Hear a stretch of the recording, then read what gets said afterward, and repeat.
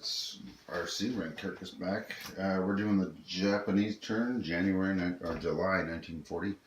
The build is 6 tanks. I got them 2 stacks of 3 for where I'm going to place them, and 2 tech rolls are paid for, and that's all we're doing for Japan, money-wise anyway. So let's do these 2 tech rolls here. We're probably looking at wartime economy and long-range aircraft. So let's do long range. We're 1 away. Sweet. Long range is a success. And wartime economy, we're 2 away. 9, that's also a success. Alright, let's turn some more light on here for you. So, long range aircraft. Japan now has long range aircraft. And that, I've already shown my combat moves, but that'll make my landing of my aircraft a little easier. And they did get wartime economy, so there we go. They're one stage away. They're not at war with the major yet, though, so they can't collect it.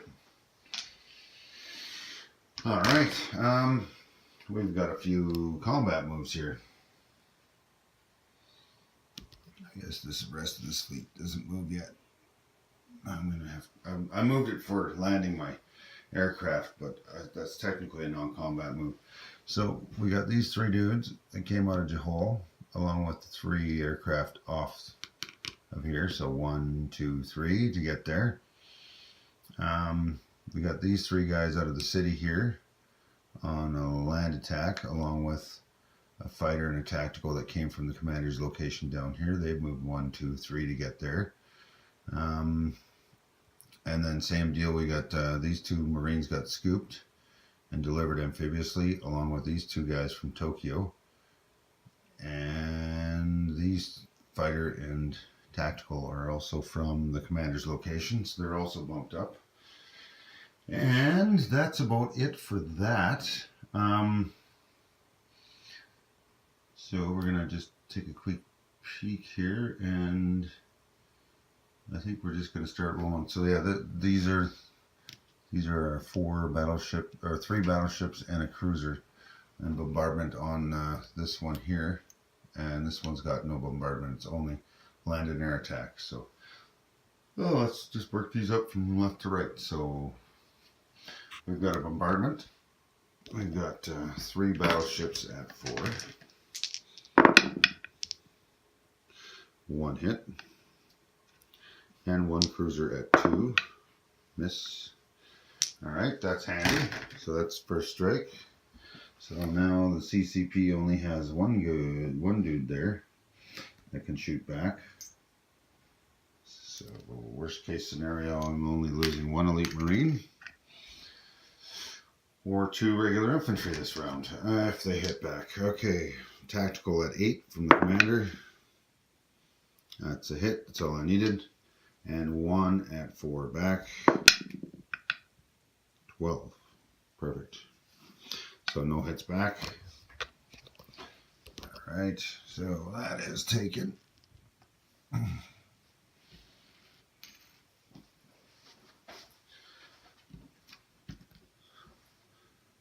That is taken. Beautiful day. Let's get a Japanese roundel there. So the CCP is going to go down 2. And the Japanese go up 2. Now let's do this attack in here. We've got Taiyuan. It's worth $1 there. Let's see what happens. So this is all land attack, so these guys are separate. There we go. There was no river to cross. There's a river in that territory, but it's from this roundel to that roundel straight line. There's no river that you're crossing. That's how you figure it out, by the way, from roundel to roundel on the 2 territories. If that straight line crosses mountains or rivers or something, then it's a river attack. So we've got 3 infantry at 4, or at 2 attacking. I'm just going to move this over here. It'll be a little easier to see. So 3 infantry at 2 attacking. Nothing. A tactical at 8. Hit. And a fighter at 7. Miss. Okay. So now there's 2 defenders shooting back, 2 infantry at 4. Whew. Nobody hits, thankfully. Now there's only 1 defender left with the casualty off the map. Alright, let's do that again. Got 3 infantry at 2. Nothing. Tactical at 8. And a fighter at 6. That's a hit. So CCP is eliminated, and 1 dude back at 4. And of course they hit back, so we're going to take an infantry as a loss for Japan. And this guy comes off, and this comes off, and this comes off. I'll fly all my planes back on non-combat here, it'll be less confusing. Alright, so we're just going to throw down a Japanese roundel there. So the Japanese go up 3 and the CCP go down 3. And now we got this one attack here in Shanxi. Same thing. There's mountains, but so it doesn't matter if there's a river. The mountain penalty is the same as the river penalty. They got 2 mountain troops, so they're going to be +1, I believe, at 5. And they got this 1 infantry at 4. So I got no first strikes or anything like that. So we'll see what happens here. So we got a tactical with target select at 7. Misses anyway. 2 fighters at 6. 1 hit. I was hoping for more out of those 3 planes. And 3 infantry at 1 because they're in mountains. Oh, I did get a hit. That's kind of fluky. I'll take that. So I got 2 hits on them. So 1 regular and 1 mountain is how I do it, leaving a mountain behind because the mountain defends better. Now the Japanese get to roll 2 mountains at 5 at me. 1 hit and 1 infantry at 4. Nothing. So they got 1 hit. I'll lose 1 of my infantry. I don't know if you can see that stuff in the background. Kinda. Alright, so what's left is 1 mountain for the CCP, 2 infantry, a tactical, and 2 fighters. Let's roll that tactical. Miss. 2 fighters. See, those are kind of confusing. Thankfully, they put the line on there. Well, a 6 and a 9. I needed 1 6, so we're done. And 1 mountain at 5 back. And that's a hit. So, my planes I don't want to lose, so I'm going to take an infantry off. And we're going to take off the CCP here.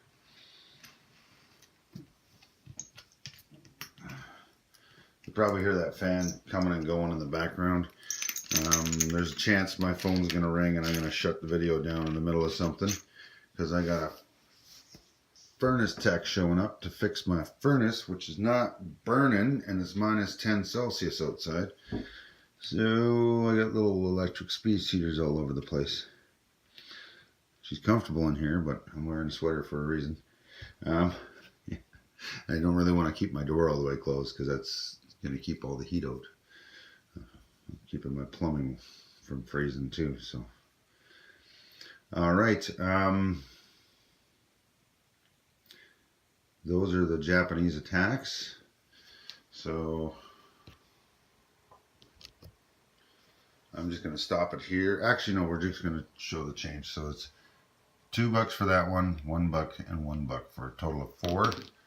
So let's do that while we're right here. So the CCP goes from 6 income to 2, right back where they started. And Japan just had to get focused on them. And they go, Japanese goes up 4. So from 26, 1, 2, 3, 4. Yes, I'm counting with my fingers now. I don't want to do that 11 equals 9 thing again. All right. So the Japanese are now at 30, CCP from 26, CCP from 6 to 2. And I'm going to stop here and we'll go and show some non-combat moves. And we rolled long-range aircraft, so all of our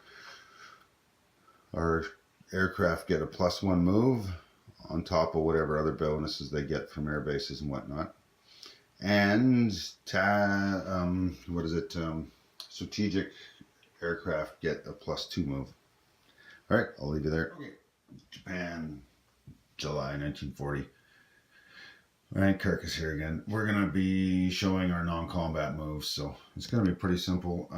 Just remember, we just successfully got the long-range aircraft after we started the match here, or after we started the turn. So I had fighters and tactical with a move of 5, technically. You go 1, 2, 3, 4, and 5 to land here where the fleet moved from there to here, back on the carriers. These aircraft here all came from down here, so they went 1, 2, or they went 1, 2, 3, and they both went 4, 5, or 3, 4. They're all on this airbase here. So this airbase gives them a bonus plus, so they're all at range of 5 plus airbase, so they can fly 6 spaces from here. 3 out, 3 back, or 6 to somewhere else. All right. We've amalgamated our whole fleet card again, instead of having those loose ships here. I made sure I had enough destroyers here so I could pick up all these guys on the coast with the destroyers, and I got 2 transports to take some of these placed tanks if need be. I was thinking about moving my commander around, but right there he's kind of making a bit of a defense. Oh yeah, I forgot to move this guy. I keep forgetting about these guys. This armored train was supposed to be moving up here, so I could pick up a dude from the factory. Alright, and those guys got a move of 8, so I'm not even going to 1, 2, 3, 4, 5, whatever. So, there you go. Yeah. So, these things aren't quite what I was looking forward to. I ended up taking too many losses. So, I don't have much of a wall there anymore. I was hoping I'd have more of a wall. The CCP can move out, but this thing is out of range. It doesn't touch. So I'm going to have to take that place out first. And after I recorded all this video, that's when I noticed a comment about the CCP not having had any more defenses, or forgetting their recruitment role. There's always something you forget in this game, especially when you're the only one doing it. Oftentimes when we're playing a game like this, you're so busy trying to move on to the major powers, you just skip over half the time somebody forgets to even play CCP for 3 or 4 turns. Or the Spanish thing, it just sits there unless somebody remembers. So yeah, they had 6 locations.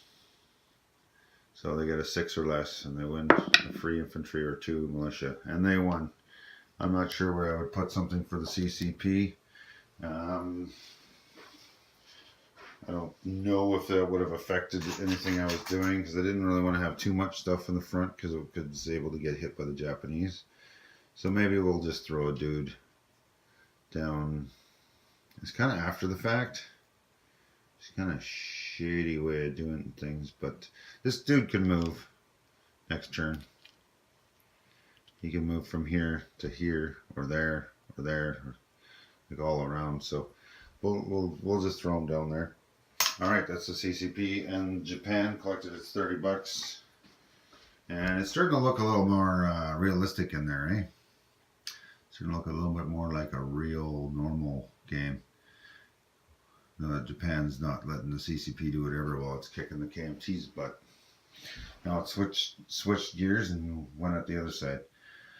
What else did I do? I non-combat moved a couple of ships down into here, because I keep forgetting that the Australians get a $2 bonus because there's no Japanese warships in there, even though they're not at war with Japan.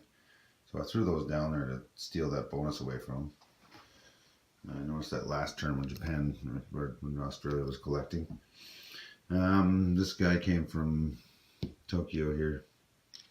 That guy didn't move. Yeah, and I moved 3 transports here so that they're able to collect these 3 tanks I placed, and the other 3 tanks got placed over there with some transports and an armored train to move those around. We'll see where we go. All right, and that's the end of the Japanese turn. I'm going to have to do a lot of thinking with the British and whatnot, so I'll be back live. 1940. Netherlands turn. I got them in this orange duotang. And I have a couple of house rules I was supposed to be using for the Netherlands. This is just a sheet I made up here, but the really important part here is a section called Peacetime Bonus Income, because we found that otherwise, without this expansion was broken, because you just collect a buck, collect a buck, collect a buck. You never place anything on the board. So any major power initiates war with another power in Europe. So technically, July 1939, Germany initiated war against two other powers, France and Britain. So I should have gone up $2. And they also attacked Poland that same turn. So I should have gone up $3.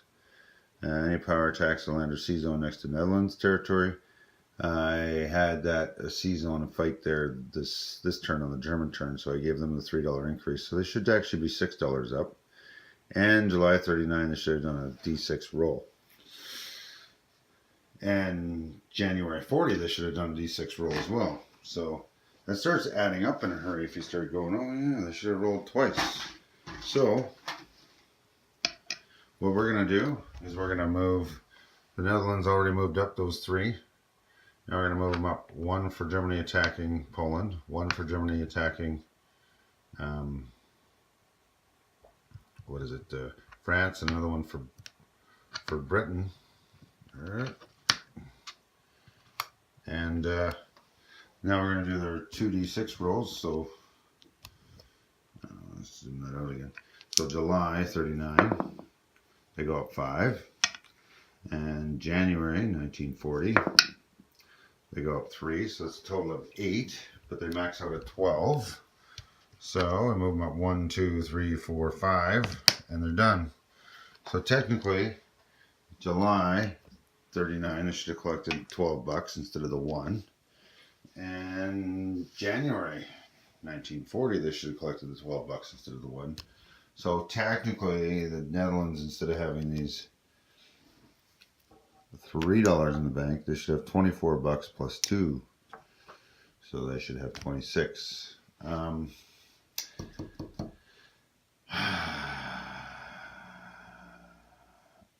gonna give them $26. They got no factories, no nothing, and we'll let them have that money in the bank. If somebody takes them over, the money doesn't go to somebody else, it just goes back to the bank. So let's just correct that before we do the Netherlands turn. So they have 24 for 2 turns worth of 12, and then they have their 2 that they had in the bank. I already collected 1 last turn and the turn before. So there we go. They got 26. Oh, yeah, 23. Should be at 22. Sorry. Instead of 24, they should be at 22 because I already collected $2, so we'll just give them 24. For the last 2 turns, I gave them $1 instead of their 12, so I should be giving them 22 extra. So there we go. They got $24 in the bank, and they got no factories. Like I said, this is just the way we play the Netherlands at war, and it's the only way that makes it worthwhile. Otherwise, all Japan and Germany do is they wait and they wait and they wait and they wait, and there's nothing going on, there's nothing going on, there's nothing going on, there's nothing going on, and then when they're ready, they take everything out at once, and it's done. That's how we play it all the time. Why give the British any of that money? Why let them spend their own money? That's why we have this house rule sheet here where they make their own money, and they have their own increases. Otherwise, if you've played the actual expansion, they just collect $1, and they collect $1, and they collect $1 until somebody attacks them. Then supposedly they're supposed to build stuff, but it takes them 10 turns to save up $1 to build 2 turns worth of a minor factory.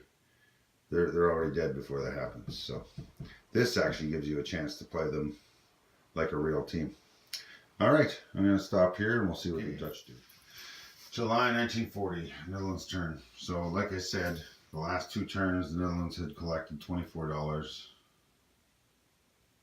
And the turn before that, they would have collected enough to spend some more money on a factory. So what I'm going to do is I'm going to mythically spend $10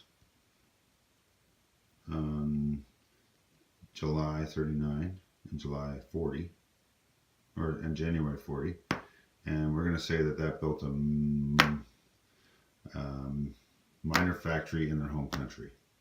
As a result of that, they started building a minor factory in this turn, which is going to be shown as under construction right here in Java. And their minor factory I just placed up in the Netherlands. And I'm just doing this so that, you know, I should have been, this was the plan the whole freaking time, but you get so many, you're playing everybody, so you just lose track of them, especially when they're an add-on. So the Netherlands are allowed to build one colonial infantry per turn on any colony it owns without a factory for $4, exactly the same as the British and the French. So they're just going to place a dude in Borneo here. And they're going to also build this turn one more of these commandos. They attack and defend at 2. Basically, they're an airborne and a marine, but they have airborne stats, so because they're a smaller unit, right? All right, there you go. So now they got 3 of those units there. They got one of those dudes there. This factory is under construction. That's why I got that marker there. So nobody can build on it this turn. And if it gets completed next turn, nobody can build on it again anyway. And now the Dutch are going to collect their $12. And they're going to save an extra $1. I was moving their navy around, but I was forgetting all about their money increases. So there they go. The Dutch have 13 in the bank. And the whole purpose of having them in there was to play a game with my house rules and show off a couple of things that we do in China to make it spiced up. And this expansion's so broken that, like I was saying, if you don't do something like this, income increases, it gives no one any incentive to come in here before they're ready. Now these guys are going to be able to start pumping out tanks and aircraft, and technically if they want to, they could start buying a light carrier, you know what I mean? Like craziness can start happening. And they're going to make a lot of money. So you just might need to build a real Navy base because they don't have a sub base, right? So there you are. That it could make life sporting for the Japanese. And it could just make them a juicier target because now there's a free factory on the islands.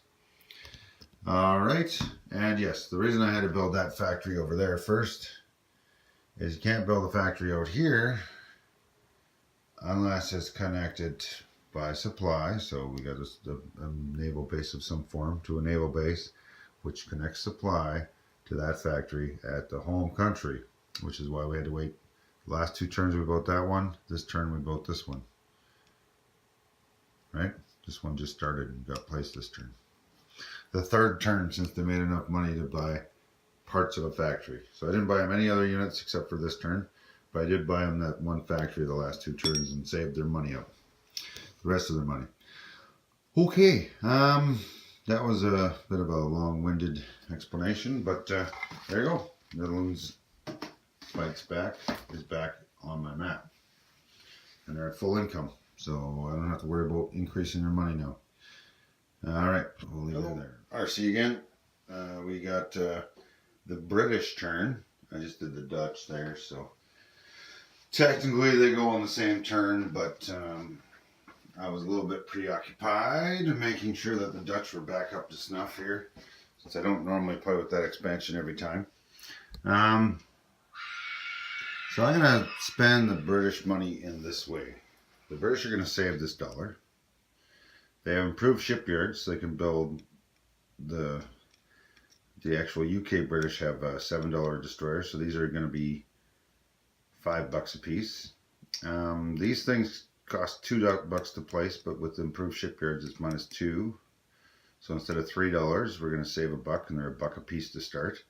Why not? You never know. We might need those, especially if there's a bunch of subs flying around. 2 tanks and 1 tech roll. So that's what the UK British is going to buy. The Far East Command is going to buy a fighter and a tank. And the Australians are going to move forward their battle cruiser that's already on the place units chart, and they're going to start a light cruiser I've never actually used the light cruisers in the game, so I figured, yeah, you know what? I couldn't think of what else to buy for $5. Sub just wasn't going to cut it for me. Let's beef up the Navy a little bit. All right. So let's do Australia first.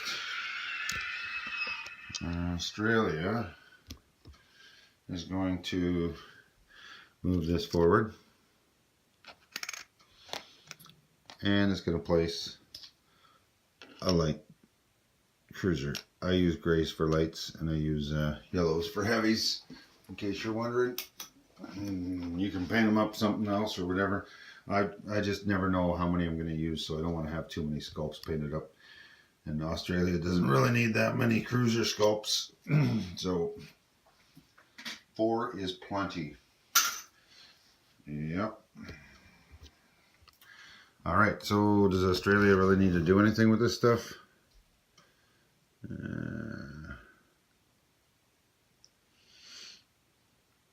Not really. So we're just going to hang tight. Australia spent its money. Alright. I'm just doing Australia first because the British themselves have a few combat moves they're involved in on the other side of the map, but nobody on this side's at war with Japan yet. So, honestly, Japan was seriously considering using its fleet here and doing an assault on that fleet. But that would bring the US pretty much into the war, or bring them way closer. And as it sits now, the US are probably going to be at least 4 turns out of the war. So Japan's going to instead just kill this for now. I know it's nice to take out the Far East Command early, but then you still got to slog through China after. Or you skip China out completely, and I've done that before, and that can turn into a nightmare, because the KMT will wipe out the, they'll just wipe each other out, the KMT and CCP, and one of them will be a victor, and next thing you know, they're just marching around, attacking into Japan. Yeah, overland. They're sending troops down to liberate the French from the Japanese. It's nuts. So we're going to avoid that for now. So let's go on to the combat moves. We've got this one here. These 3 ships came from there. And this one light carrier to find the sub came from here. I had a destroyer on escort duty. I left that ship there for now. And I had a destroyer that was Greece that aligned to Britain. And they both combined to come attack in here at this stack. The one went through the Russian Navy in here, and the other one just came from here. So 1, 2, done. And this seaplane, these things are beautiful. They got a range of 8, which is insane. So it flew from London across English Channel for 1 into Sea Zone 34 for 2. Then it went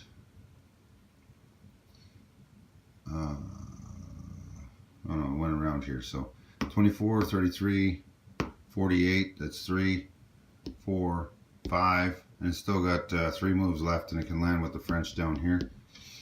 Or depending on what's going on, it could land over there. So if it survives. So that's the other one of the other attacks. Now let's move on up to here. I don't want to knock all these pieces off in Europe. So what we got going on here, I just put an orange chip underneath this factory because that's the target of this medium bomber here from London. It's just going to fly in there and do that and come back. There are fighters there at an airbase. However, those fighters may decide to scramble and join this fight here. This seaplane here, it's insane. Came all the way from Nova Scotia. 1, 2, 3, 4, 5, and 6 moves to get here. And it's got a legal landing zone here. Same thing with this fighter out of London. It could reach 1, 2, 3. Man, I wish I'd seen this before I did that attack with the Germans, because this is going to be expensive. So 3, and it's at an airbase, so 4 and 5. And then here we got a land assault on those Marines. reverse that, 2 in and 1 staying back. So it's another fighter, 1, 2, 3, and it can land here for 4, and 2 infantry. So there's 2 more attacks here. Whew.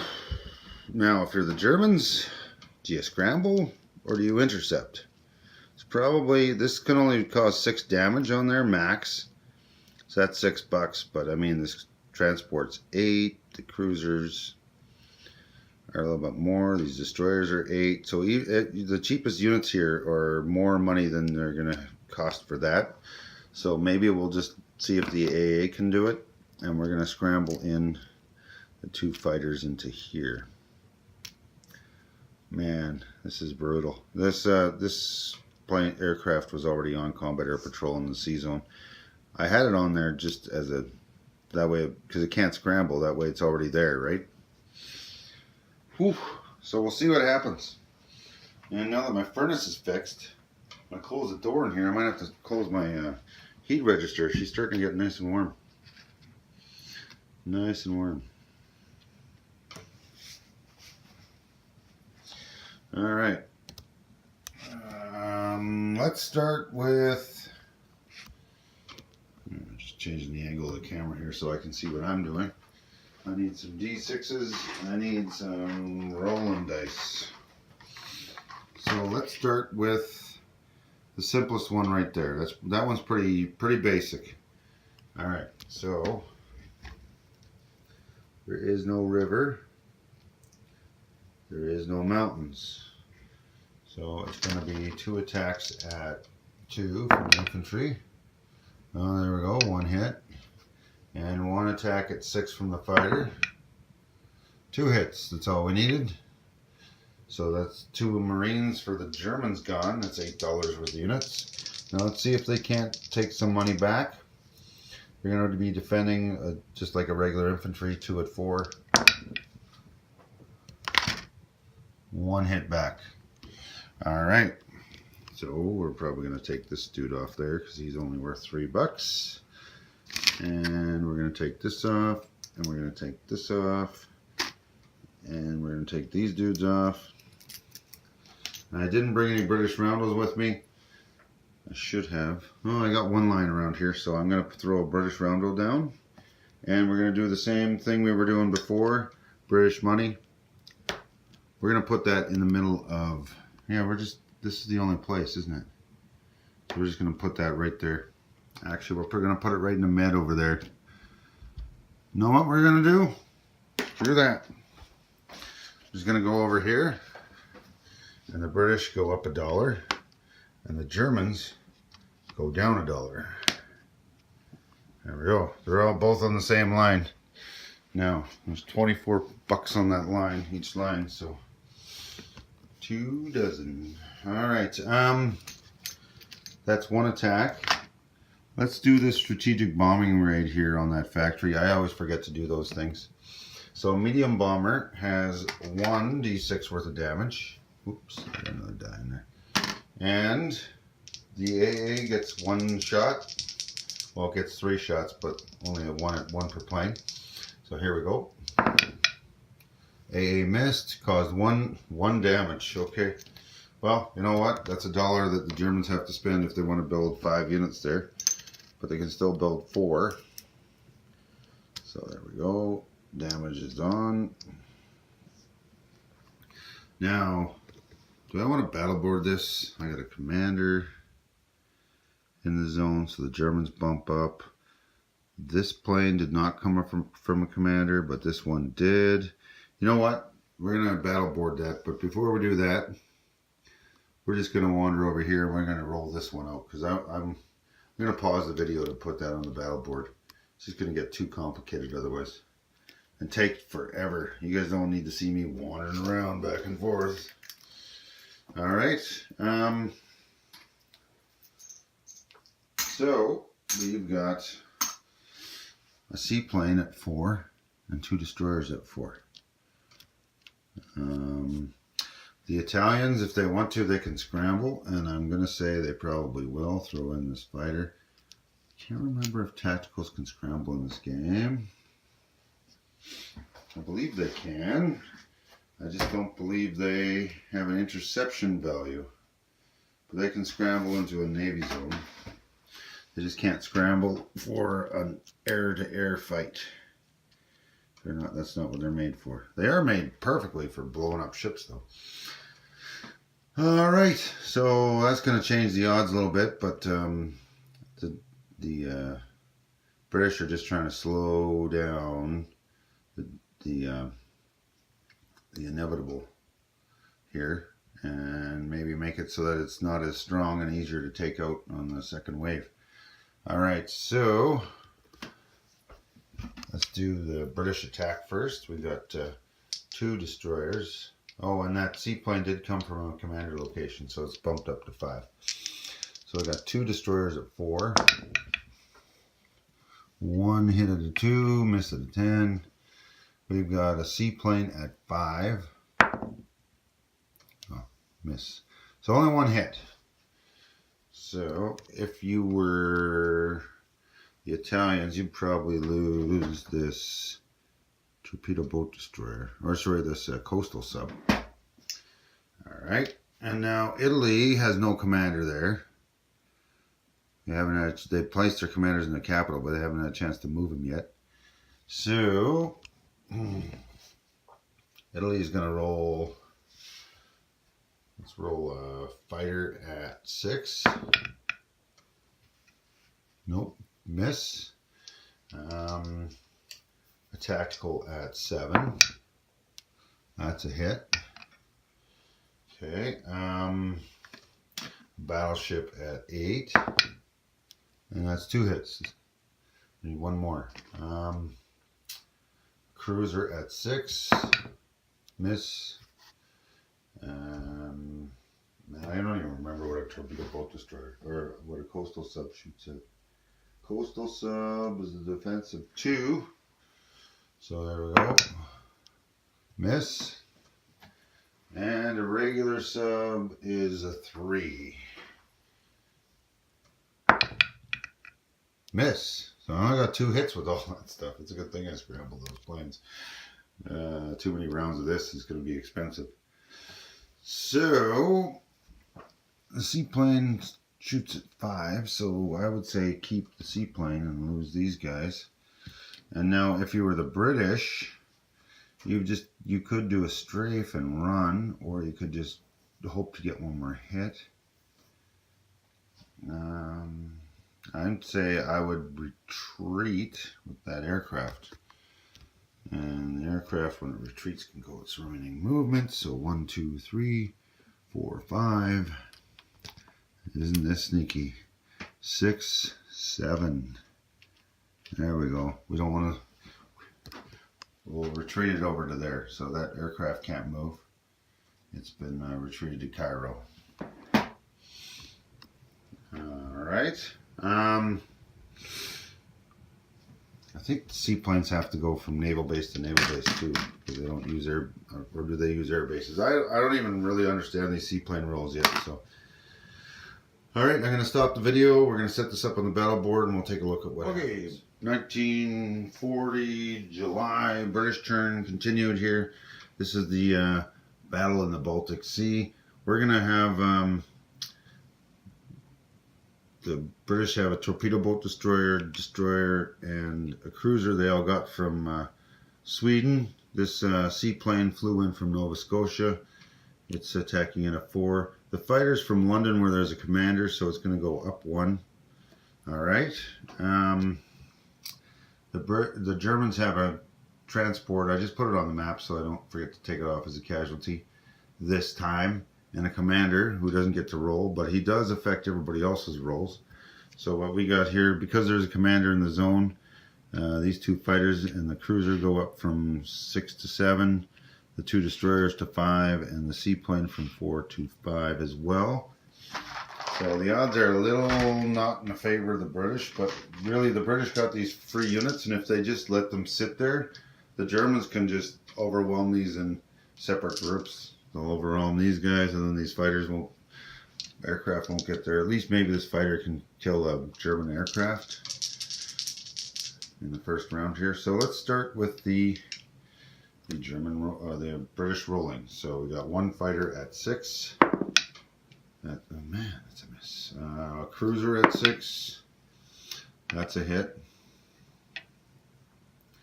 We've got a seaplane and a destroyer both at 4. That's a second hit. Too bad the fighter missed. And a torpedo boat destroyer at 2. Alright, so 2 hits on the Germans. None of them have to be, they can be whatever they want. So if you were the Germans, what's most versatile? $9, $8, $8. You know what I would do? I would do this and this. It's cheaper to replace those. And I'd rather keep this in the transport. You're going to need that transport alive and a little bit of Navy to come with it if you're going to ever win Sweden from the British. All right. The British, or the Germans are going to roll back. It's going to be 3 destroyers, or 2 destroyers and a seaplane, all at 5. Nobody has target select, so it doesn't matter. And 1 hit. And now they're going to roll 2 fighters. Whatever they take in the first round is automatic with planes. And that is 2 hits. So that's 2 planes. I'm just going to put those up top here for planes. And then we got a cruiser at 7.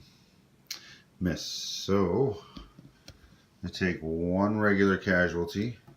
I would take the torpedo boat destroyer. And the 2 fighters hit, so they're going to lose planes in the first round, right? That air superiority round. So the British lost both their planes. Now the British have the choice. Do they want to run away? Or do they want to hit this again? You know what? If I was the British, I'd probably just hit it again. Because these units are just going to get annihilated later on, and the odds might be worse for you. They might throw in a medium bomber or a couple of tacticals yet. So let's just roll it out. So 1 at 6. That's a hit. And 1 at 4. That's 2 hits. Sweet.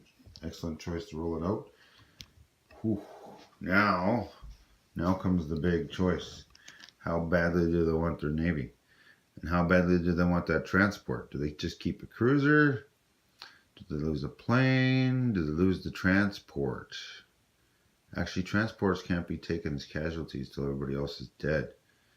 So they automatically lose the destroyer. How expensive is a cruiser for the Germans? What's the German card looking like for cruisers? A cruiser is $12, and a fighter but takes 3 turns to build. And a fighter is 1 turn at 10. So you know what? I would take a fighter. Jeez, that's expensive. All right. So we got 1 destroyer that rolls back.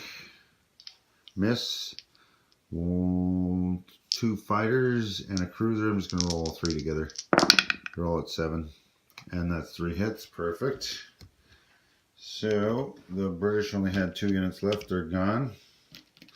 Now, that's excellent for the British because they killed a fighter. They killed that. 2 destroyers.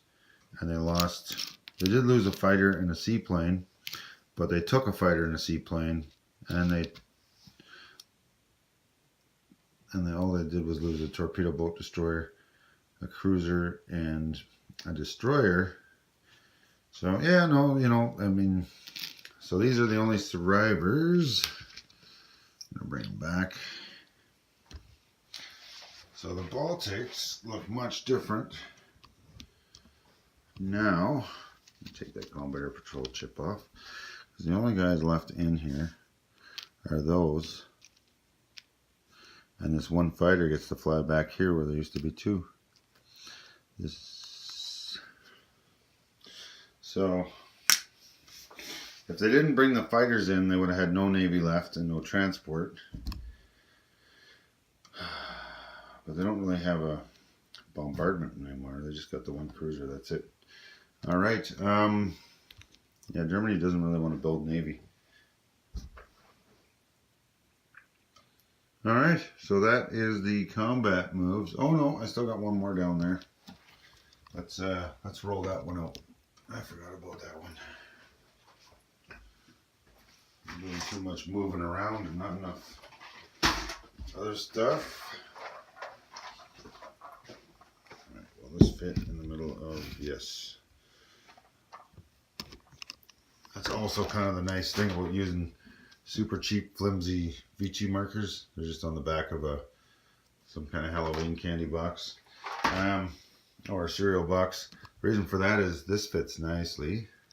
All right, so we've got an 8, a 7, a 6, and a 4. And I believe, yeah, light carriers have no attack. They defend at 1, but they don't attack. So let's just do this. Tactical at 7.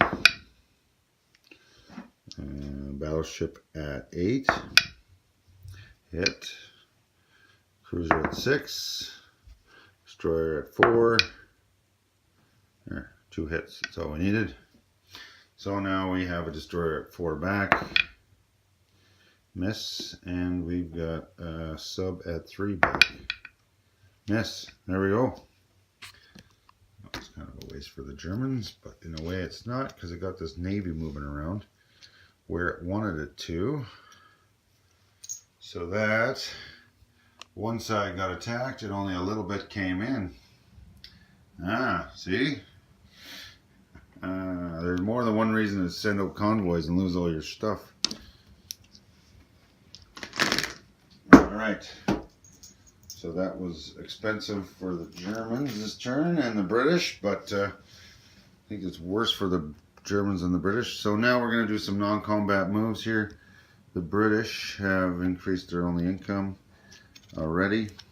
So this transport's going to go 1, 2, 3 and drop these dudes off in Aden. Oh yeah, that's a Russian sub. We're going to bring along these guys. And we're going to place this destroyer on escort duty. Alright. Let's just change the angle of that sub. We may be able to get in there with some more stuff. So 1, 2, 3, 4. We don't really want to be that close. So we're going to get this light carrier in there. We can get in there with this cruiser, this destroyer, that destroyer. You know what? We're going to bring the whole goddamn Navy, and if we can get in there, cool. And if not, then we're kind of out of range of a sneak attack from the... and we're going to bring another couple dudes on a transport here. Alright, 1, 2, 3. You know what? Let's drop these dudes. Oh, I should have shown a combat move there. And, oh, you can't even see what I'm doing. Alright. So if I planned ahead, I could have shown a combat move to here, but I didn't show my moves and I'm already on non-combat, so it's a little late. So we're going to drop 2 guys off in British Somaliland instead with that militia. And then we're going to drop these 2 guys came from South Africa on this other transport. This first transport brought them up from, those guys were actually in Burma. And now all these sea units, a cruiser and a destroyer came up from South Africa, but the rest of this came from over here. And we're just going to bring it all over. That way, if the Italians don't manage to take Cairo, this stuff can all go 1, 2, 3, and it can amphibiously assault Gibraltar from the inside. Alright, that's the big plan for the British. And at the same time, this stuff is all going to move up to here again. except for these two. 1, 2. They can't make it all the way. They're all going to move up to there. Oh, 1, 2, 3. I guess they can from a sea base or from a naval base. So that's all together up there, and those guys can scoop up a dude or a couple of dudes, and they can amphibiously assault from the opposite direction. So you can have 2 amphibious assaults come in there at the same time. So now it's going to be up to the Italians to see how they react on their turn. Haha. A little bit of pressure. I didn't even realize I could get that seaplane in there, but that flew all the way from London. Those seaplanes with a range of 8, and then having that extra airport, that's amazing. It only took 7 moves to get there, and it attacked on the way. All right, let's get that out of there. So let's see, because if they get in there, the Italians are screwed. Really screwed. All right. That is the end of the British turn, I believe. Oh, this commander's with this batch of units here. Commanders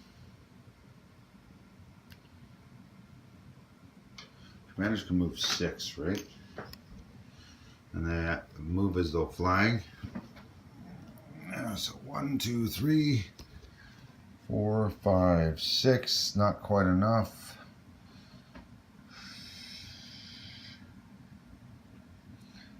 We're going to put a commander in with those guys there. So we got a British commander in there, and we got a British commander with this Navy. This commander with the Navy, yeah, we probably want to keep him with the Navy. That way it's useful for Japan or anybody else. Then we'll leave a commander in London.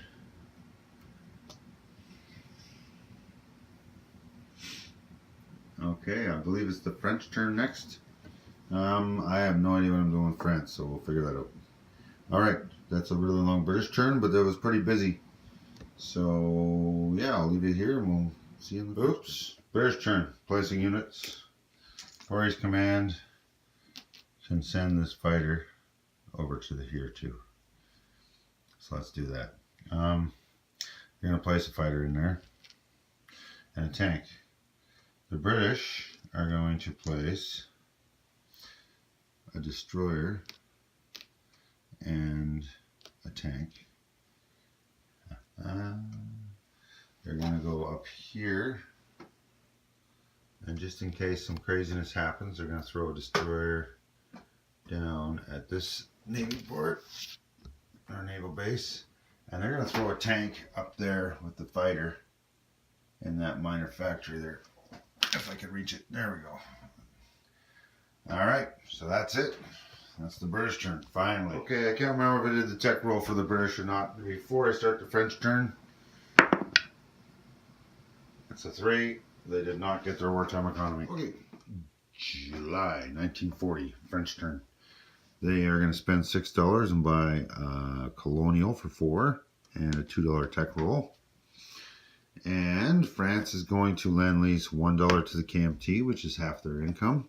So they'll now have, actually no, half their income is 1, but you round up to the nearest number, so they can match that, I guess, at the lowest level.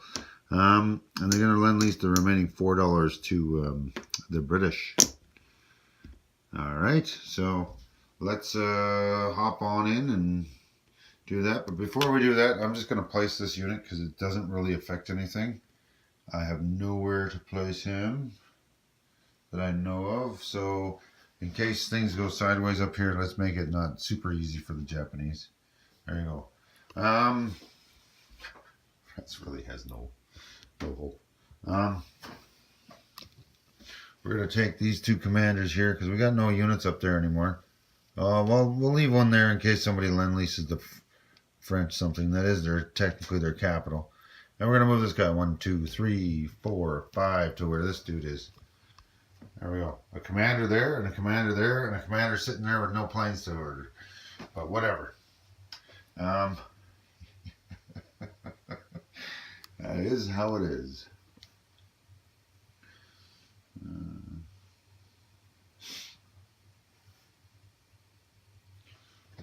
Yep. All right, so that's the French turn basically. We're gonna leave that guy on escort duty, and we're gonna wander over and give the British $4. I'm just gonna put it right here so that we know that that's the Lend-Lease money. It can go as per Britain, how Britain wants. They're spending this.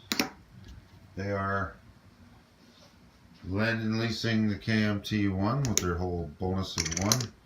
I think that's how it goes. It says fractions get rounded up, so half of 3 is 1.5, so you'd round it up to 2, right? Same thing with half, round it up to 1, even though it matches exactly. The French collect $5 apparently, so we'll deal with their income after. Let's do their tech roll. They're trying to get wartime economy. They're 2 away, 7 or higher, and it's a 1. All right. So the French have $5 worth of territory income, and they get a bonus that the Suez is owned by the Allies of 1, and French Indochina, they get another $2 out of that. So French Indochina, Suez, and they collect $5, so they have 8 in the bank again. All right.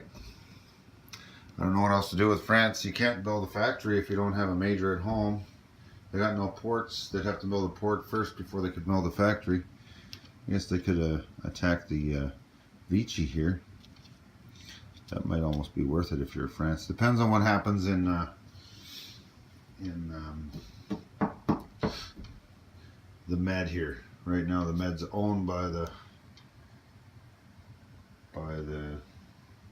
dwindling forces of the Italian Navy. There's not a lot of defense there, but there's quite a bit more coming.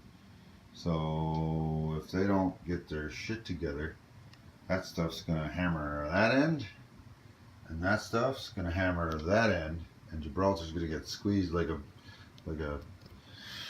grape on between a foot and the sidewalk. So it could be gross and messy.